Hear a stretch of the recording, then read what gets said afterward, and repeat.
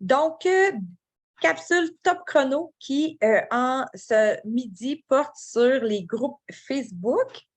Donc, je vais tout de suite aller te partager mon PowerPoint. Voilà. Donc, on y va, c'est parti. On devrait en avoir pour un 15 minutes. On fait la différence sur Facebook entre un profil, un groupe et une page.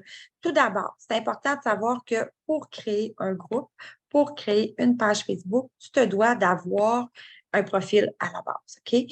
Donc, ton profil peut être privé ou public, c'est toi qui décides. Tu mets ce que tu veux sur ton profil. Tu y mets une photo de toi, de fleurs, de plats, tu fais ce que tu veux. C'est à toi, ça t'appartient. Une fois ton profil créé, là, tu peux créer soit un groupe Facebook, soit une page ou les deux. Tu peux avoir les deux. Personnellement, j'ai les deux. Là, si tu me demandes qu'est-ce que tu dois faire en premier, en fait, je t'explique un peu les deux, puis il y a plus de dossiers approfondis là-dessus, là, déjà sur des groupes, mais admettons que tu me dis que toi, tu veux rassembler des choses de ta clientèle, tu veux que ce soit privé, tu veux offrir un sans taxe, tu veux offrir des tirages. En théorie, tout ça doit se passer sur un groupe Facebook privé. Une page, c'est plus pour aller chercher une portée plus loin. Et il faut savoir que l'algorithme Facebook sur une page monte environ 10 à 15 de ce qui est publié, puis de ce qui est partagé dessus selon l'intérêt des gens. Mais sur une page, on peut faire une publication sponsorisée où on paye pour avoir de la portée versus un groupe, on ne peut pas. Donc, moi, je te conseille de commencer par un groupe privé au départ, puis tu verras par la suite parce que c'est une page, si on n'y met pas de vidéo, si on n'y met pas d'interaction, l'algorithme ne monte pas et ce n'est pas très vu. Donc, je te conseille vraiment un groupe Facebook pour commencer. La différence entre un groupe privé et un groupe public, en fait, le groupe public, tout le monde peut le voir, même s'il ne fait pas partie du groupe. Un groupe privé, juste les membres peuvent ou les invités peuvent voir dessus. Puis, qui peut voir la liste des membres? Bien, quand c'est public, tout le monde. Quand c'est privé, les membres seulement. Donc, si tu veux vraiment que ça reste entre toi et ta petite gang, fais-le privé. À l'occasion, tu peux changer ta confidentialité de groupe pour pouvoir attirer des nouvelles personnes si tu veux, mais encore là, c'est vraiment libre à toi. Si tu invites des membres dans ton groupe, ils seront en mode aperçu tant qu'ils n'auront pas accepté l'invitation. Les personnes qui sont en mode aperçu ne peuvent pas ni publier ni commenter les publications d'un autre groupe.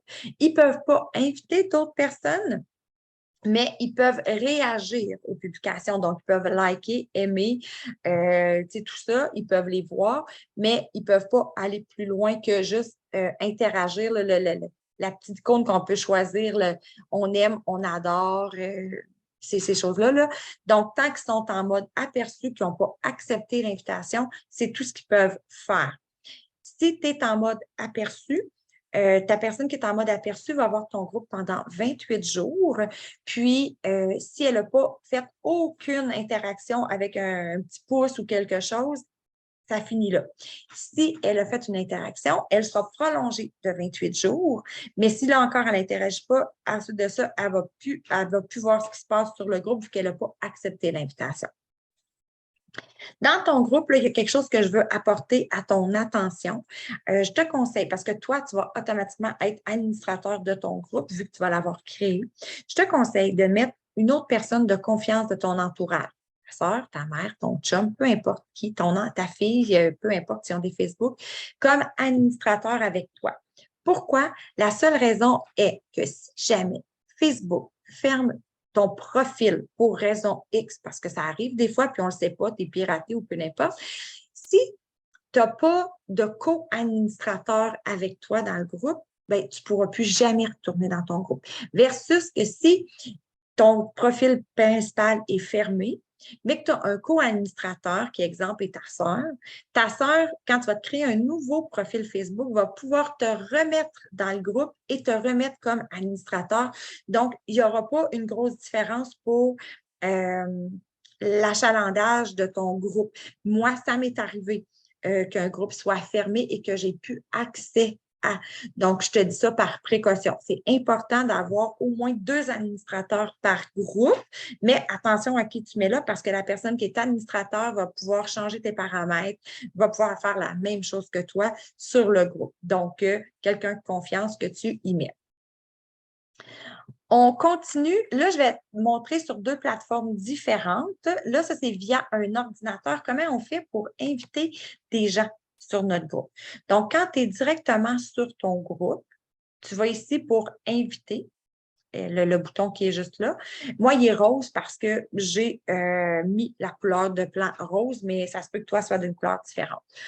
Là, quand tu vas appuyer sur le bouton inviter, il va te sortir soit invité par Facebook ou invité par email. Si j'invite par email, une fenêtre va ouvrir. Il y a un message qui est déjà là, mais tu peux faire un message personnalisé ou général, c'est à toi de voir. Et tu entres les emails de toutes les personnes que tu veux inviter, 30 à la fois. Okay? Tu ne peux pas aller plus que 30, mais 30 à la fois. Et ensuite, tu envoies ça. Elles vont recevoir une invitation par courriel à rejoindre ton groupe.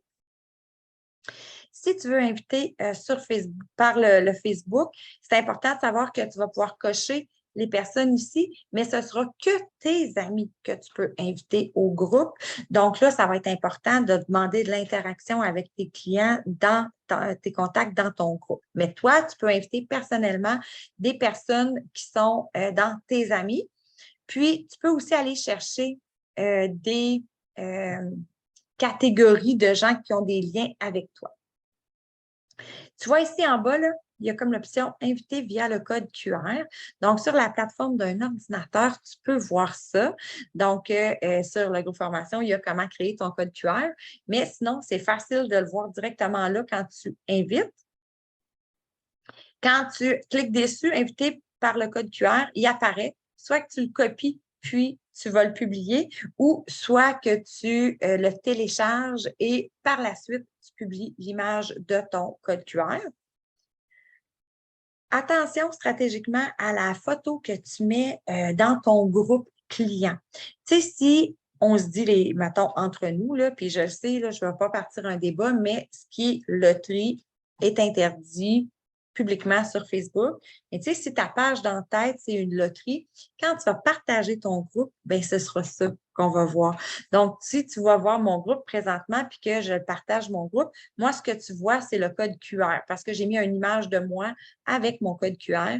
J'ai fait un montage que j'ai mis dans mon groupe client. Fait que quand je partage le lien, il y a aussi mon code QR qui se partage. Mais ça peut être toi avec des produits Tupperware, ça peut être plein de belles choses, mais je ne te conseille pas de mettre une loterie. Si tu le fais, quelqu'un t'avise, tu fais comme « Oups, je m'excuse, je ne le savais pas, puis c'est parfait, puis on ne recommence pas. » Parce que oui, il y en a comme ça, puis je ne vais pas partir le débat là-dessus. On peut faire la même chose via la plateforme de téléphone. Via la plateforme de téléphone, les options sont un peu différentes. Donc, quand tu invites, encore là, tu peux inviter par courriel. Donc, tu vas de la même procédé que tu as fait avec ta plateforme ordinateur. Si tu veux inviter en partageant ton groupe, là, tu peux avoir des options, partager le groupe ici dans Instagram, dans des stories, dans des fils d'actualité, dans Messenger. Tu peux copier ton lien et l'envoyer où tu veux. Okay? Encore là, la photo d'en-tête est importante. Tu peux aussi inviter tous les gens qui sont tes amis dans le groupe. Okay? Donc, c'est la même chose que l'autre tantôt. Et là, sur le cellulaire, je n'ai pas trouvé l'option pour créer le code QR là, directement dans l'invitation. Donc, petite note, peut-être que je n'ai pas assez fouillé ou pas fouillé à la bonne place, mais là, je ne l'ai pas trouvé. Donc, j'ai vraiment fait avec mon ordinateur.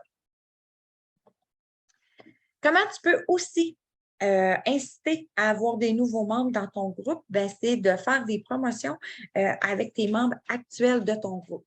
Donc là, tu peux dire, je fais un concours, invite des amis dans mon groupe, indique en commentaire quand c'est fait. Puis là, tu sais, libre à toi. Là. Tu peux dire dans X temps, je fais un tirage ou quand on aura atteint un nombre. Moi, je te conseille atteint un nombre parce que si, exemple, bon, vas-y, pointe de tarte par pointe de tarte. Si ton objectif, c'est d'avoir 500, mais que là, tu pars de 0 ou tu pars de 40, bon, ben, tu peux dire, écoute, à 150 personnes, je vais faire un tirage ou quand on aura 100 personnes de plus, je vais faire un tirage. Mais je te dis ça parce que les gens qui sont invités ne sont pas automatiquement dans ton groupe. Donc, moi, j'y vais vraiment avec le nombre de personnes du groupe parce que des fois, il y a quelqu'un qui va inviter 10 personnes. Il y en a juste 2 qui vont accepter l'invitation. Donc, c'est là où je prends un nombre pour le cadeau. Mais tu peux dire aussi à une personne, invite 10, 15 amis dans mon groupe, indique en commentaire quand c'est fait. Puis quand ils auront accepté l'invitation, je te remets un cadeau. Donc, c'est là où tu peux faire la nuance que tu veux. Tu décides tes maîtres de ton groupe. Mais l'importance de dire indique en commentaire tout le temps, c'est le fun parce que ça t'aide, toi, ça facilite les choses pour le bilan et tout. Puis, ça augmente ton algorithme. Parce que justement, quand tu as un algorithme dans ton groupe Facebook, tu veux que ça soit actif, tu veux que les gens le voient. Bien, tout d'abord, il faut déterminer ce que les gens veulent voir. Mais, tu sais, là, naturellement, on parle de Tupperware. Mais ça ne sera pas juste de mettre du Tupperware à vendre, à vendre, à vendre. Tu crées ton contenu qui est exact et authentique. Tu es honnête avec ça. Tu interagis avec ton public le plus possible. Donc, des réponses en commentaire. Puis, essaye de poser des questions pour qu'ils soient obligés de répondre. Puis, essaye de ne pas laisser de post sans commentaire. Puis, si tu veux, pour donner un peu plus de boost, tu peux faire des stories. Puis, les stories, ça va te faire sortir de ta zone de confort, c'est sûr, mais vas-y graduellement. Tu pourrais juste aussi poser que tu es sur ton heure de dîner, que tu es sur le bord de l'eau, il fait soleil, avec ta tasse de café, ta bouteille d'eau. Fais juste titiller avec le Tupperware pour éventuellement apporter les gens vers le fait que tu es une Madame Tupperware parce que la story, elle est vue plus que le groupe, elle a plus de portée. Donc là, après ça, tu y vas graduellement et tout ça, tu t'adaptes. Dans ton contenu de groupe, il faut que tu sois assez varié pour que ton client ait le goût d'aller voir. OK? Donc, tu peux mettre vidéo, image, texte. Tout ce qui est fourni par Tupperware, c'est bon. Tout ce qui est fourni par notre organisation, c'est partageable aussi. Tu peux vraiment le faire. Il y a un groupe qui a des images. Si tu veux, si tu n'es pas dessus, le groupe coaching de démo, images à partager, je t'invite à y aller parce qu'on met des variétés là. Les vidéos que je partage sur la page publique, tu peux toujours les refaire. Les TikTok, tu peux copier les liens puis les partager aussi. Les liens YouTube, des vidéos, tu peux aussi faire ça. Inquiète-toi pas, tu n'as pas besoin de m'écrire à chaque fois, tu peux faire ça. Essaye de mettre des images différentes que celles de la brochure. On partage la brochure au début du mois, mais au fil du mois, on essaie de mettre des images différentes pour faire voir le produit d'un autre angle. Si tu en as, toi, que tu fais au quotidien, c'est parfait de les partager aussi. Puis, quand tu seras prête à sortir de ta zone de confort, bien, une photo avec ton visage ou avec un produit, une recette, c'est cool parce que Facebook met encore ça plus de l'avant quand il y a un visage. Je t'invite à donner du contenu gratuit dans ton groupe. Contenu gratuit, ce n'est pas de dire je donne des produits, mais plutôt des recettes, des trucs d'utilisation, des trucs d'entretien de nos produits pour le micro-ondes, pour un test que tu as fait avec un produit. Je t'invite à donner du contenu gratuit pour les gens. Ils aiment ça. Poser des questions avec réponse en commentaire. On veut le plus de réponses possible pour que les gens puissent pouvoir interagir. Donc, c'est ce qui met fin à la capsule. On ajoute des membres. Donc, on peut faire invitation par Facebook, par courriel. On demande à nos contacts d'ajouter des membres. On peut faire un petit concours. On donne un cadeau directement. C'est comme important. C'est la base du Facebook. Puis, essayez de garder votre algorithme en action. Donc, une fois par jour, préprogrammé. Il y a d'autres formations qui suivront là-dessus. Mais là, c'était vraiment pour mousser le groupe clients avec des nouveaux membres. Puis, juste en terminant cette capsule-là, je t'invite à regarder ce que ça peut être une hôtesse mystère pour que quand il y a un cadeau d'hôtesse, tu peux faire une commande de groupe et faire tirer les cadeaux. Pour vrai, ça peut être super intéressant. Sur ce, je te souhaite bon appétit. Si tu me réécoutes en rediffusion, ou que tu m'as écouté là, je t'invite à le mettre en commentaire pour que je sache qui m'a écouté. Ça fait toujours plaisir. Et à la prochaine capsule.